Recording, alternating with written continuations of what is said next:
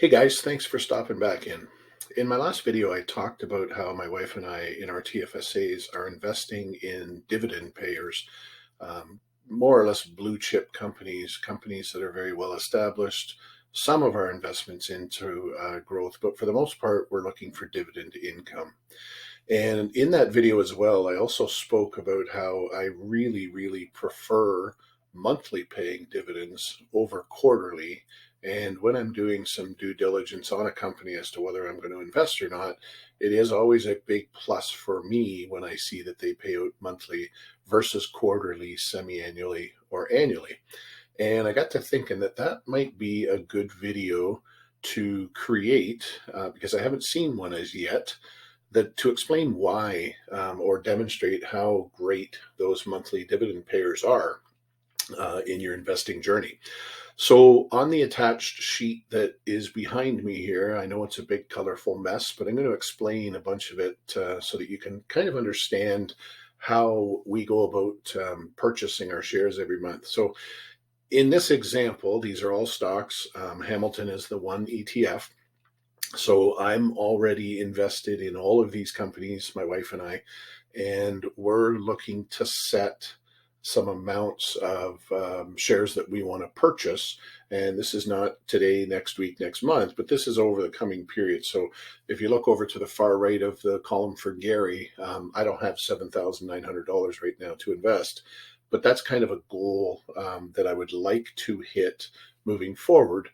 And so in both examples here, I've identified in the quantity row for both Shannon and I've identified a quantity of shares that I'd like to get over the next coming time period. And this is as easy as modifying, just going in and changing that quantity. If I decide, you know what, I've got enough, or there was some bad news potentially that came out about the company, or alternatively, some really good news or some upcoming things that are happening for one of the other companies to kind of bump them out of place, so to speak. So what I've done just with some Google Sheet formulas here is I've set a quantity of what I'd like to get. The price is reflective to today up to whatever Google's update time is. I believe it's 15 minutes. And then what that's going to cost me or Shannon to purchase. And so, as I said, we put monthly or weekly, I guess, contributions into our TFSA. But of course, as I said, we don't have $7,000 or $8,000 to go and throw in and buy all of this at one time.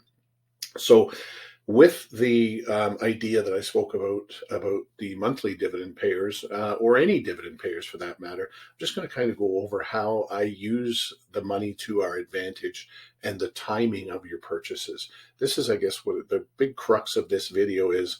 I know what I want to buy, but when's the best time to buy it? So, and I'm saying when's the best time, or I'm asking, excuse me, when is the best time to buy it from the standpoint of which one do I buy first? I know I want to get 5 or 6 different stocks here, but which one should I buy first? Of course, you can buy what you want whenever you want, but in here, I'm going to show you a great idea that I think is really worthwhile to really capitalize on the timing of your investments.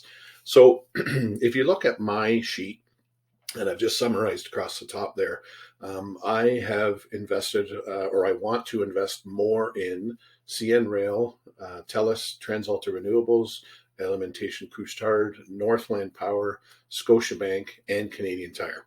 So what do I want to buy first? What do I want to get first? Well, what I like to often do is look at the dividend timeframes. There's a couple of different things here. And the first one is the ex-dividend date. The ex-dividend date is the date that the company has set a cutoff for their next dividend payment to say, if you are a shareholder as at this particular date, you are included in our dividend payout. And so that ex-dividend date could be anywhere between 2 weeks to a month. From that ex-dividend date is when they're actually going to send a dividend to you or give you the money. So when we look at purchasing, excuse me, we look at purchasing, I like to look at, okay, if the ex-dividend date in the example, let's look here at CN Rail, in the ex-dividend date, their ex-dividend date is March 31st, excuse me, March 9th. their payout date is March 31st.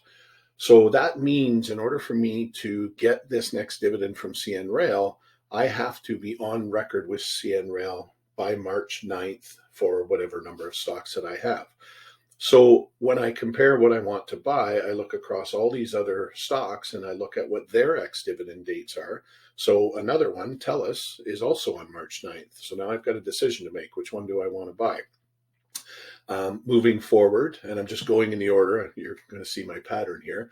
Going forward, TransAlta Renewables, their ex-dividend date is on March 14th. Couche-Tard is on March 23rd.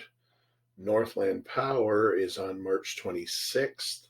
Scotiabank on April 3rd. And Canadian Tire is on April 26th. So given that the ex-dividend date on the last stock that I want to buy is April 26th, I can go out and buy it right now, absolutely. But the question I always would ask myself is, why would I buy that now if I can go ahead and buy CN Rail or TELUS now and be able to capture that dividend that's coming up this week? And so what I've kind of done in my numbering across the top there from 1 to 7, you can see that CN Rail and TELUS are both actually going ex-dividend this week. And so if I want to capture that dividend, and TELUS just increased their dividend, CN Rail has a very good dividend, and both of these two are a quarterly payment. So if I miss this dividend payment, I'm going to wait until 3 months from now to get the next dividend. So why not try to get it? So going on ex-dividend date, if you scroll down a couple of rows, and I've left that in white, I've kind of set my target. And again, this is time frames where I've put in a target date to buy or to purchase before or on, so that I make sure I hit that ex-dividend date. Because of course we're going over weekends and such. Every time you buy a stock or an ETF, it's going to take 2 days to settle. So I can't really go and purchase on March 9th because I will not be on record at March 9th. So technically I need to purchase on March 7th, and me being the nervous Nelly that I am, I always want to back it up another day just because you never know. So I've set the target for both CN Rail and TELUS to purchase before March 6th. Now, that doesn't also mean, if you look, $1,287 for CN Rail if I purchase everything that I want, and $1,180.35 for TELUS if I purchase everything that I want. That doesn't mean that I'm going to have that money, and I typically don't, to go and purchase all that. It's just informing me that if I want to capture a portion of that dividend, well, it's a good idea to purchase on or no later than March 6th, and I will get that dividend. And so that's kind of how I'm kind of structuring. And again, to recap and make sure you understand, these are companies I already have and I want some more of. I've already done my due diligence. I mean, if perfect scenario, I could have hundreds and hundreds of each one of these companies, but we all can't do that. So this is just my methodology for going ahead with my purchases. Now, the other side to this, which is really, really cool, and this is why I love the monthly dividend payers. I love all dividend payers, but the part that really, really kind of makes this all work so well is you also then look at, obviously you're putting contributions into your TFSA to purchase these things, but you're also looking at, well, when am I actually getting paid from all the stocks that I have? Great concept. If you look at my first five, it looks like, my first 5 dividend payers on Gary's sheet. So Exchange Income, Northland Power, Northwest Health, Savaria, and Hamilton, the ETF, every one of those pay me every month. So I need to look at what's the actual pay date of when I'm going to get that money, because technically that's money that's going to go in my account that I will then have so that I can go ahead and purchase some stocks. And that pretty much brings me to the only reason why I don't participate in the dividend reinvestment program, or DRIP, as many people call it, because in my situation right now, and with my wife as well, I don't have any desire at this point in time to purchase any more shares of 4 of the 5 payments that come to me every month. If I participated in DRIP, I could not use that money to then go and purchase shares of other stocks that have ex-dividend dates that are coming up within the week or within the next coming weeks. So not against DRIP at all. I think it's fantastic, and especially if you're with a broker or a company that charges you for trades, using DRIP is great. As I've said in my previous video, I work with National Bank Direct Brokerage and with Wealthsimple, and neither one of those two charge me for any buys or sells. So I would consider participating in DRIP, but for me right now and what we're doing and what we want to accomplish, that doesn't make sense. So anyways, taking those funds, given that those 5 payers are going to be in our account, the latest there being the 15th, and that, again, considering 1 day, maybe 2 days if we're over the weekend. For argument's sake, let's say it's 4 days. The absolute latest that money is going to be in our account is on the 19th of the month. So if I look across, I can see that Couche-Tard is one of the targets that I have, and I can see that I have to purchase on or before the 20th in order to be able to capture any portion of that dividend that they're going to pay out. So again, what I'm doing here is I'm using the income that the stocks are giving me to go and buy other stocks that I have on my list that I'd like to get, in addition to the capital amounts that I'm putting in to purchase these stocks as well. So we're double dipping on the purchase end, if you will. At the same time, again, depending on how much those dividends are, I'm going to allow myself to purchase Couche-Tard, or I can purchase Northland Power in here as well.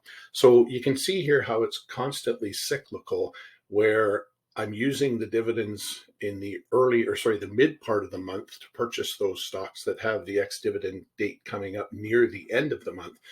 The beauty of this is I can also do the same thing at the other end of the month as well.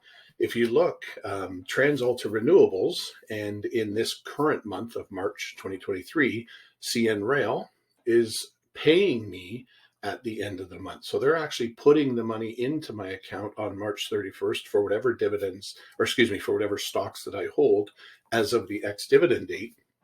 And right around that same time, Manulife has paid me kind of closer to the end of the month. They're on the 20th.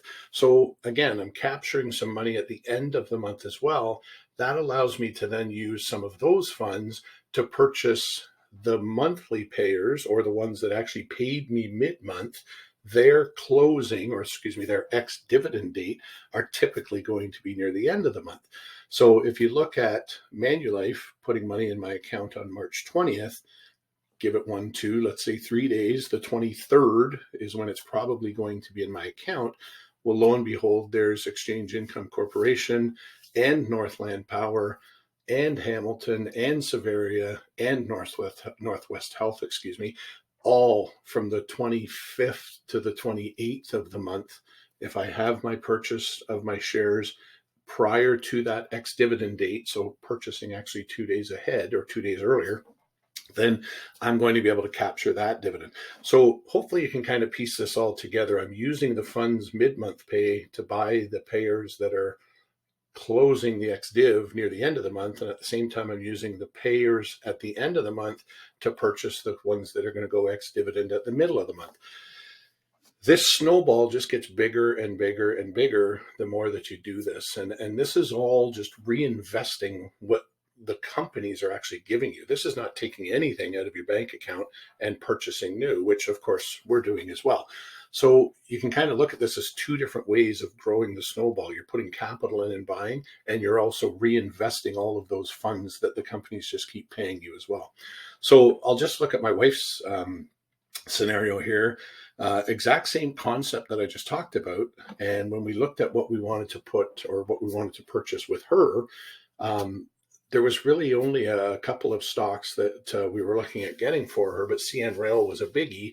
And of course, that's a pretty fair sized amount, $3,057. She already holds 1 stock. So we're saying, okay, let's set a goal here. We'll get to 20.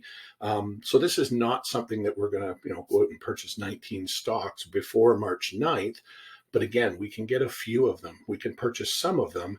As long as we do that before the 9th, then that gives us, it makes us eligible, or makes my wife eligible for a portion of that dividend that happens on the 31st.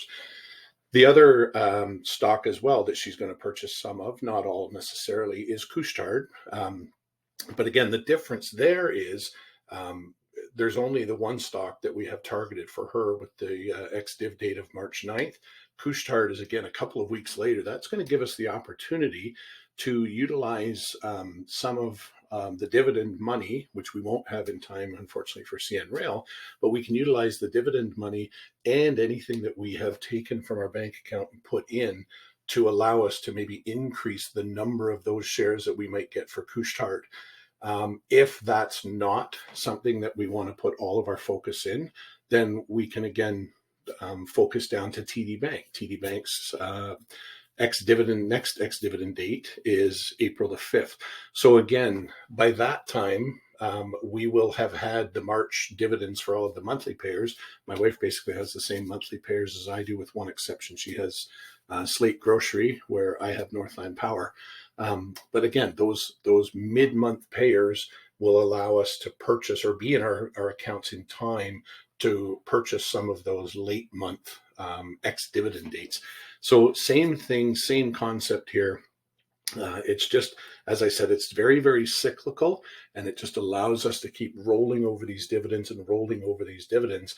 And again, the more stocks you have, all things being equal, and the dividend either stays the same or increases, the more dividends get you more stocks, the more stocks get you more dividends. Round we go, and everyone's happy. So again, that's just that's not financial advice that I gave you. This is kind of what we're doing and how we're trying to make that snowball get bigger.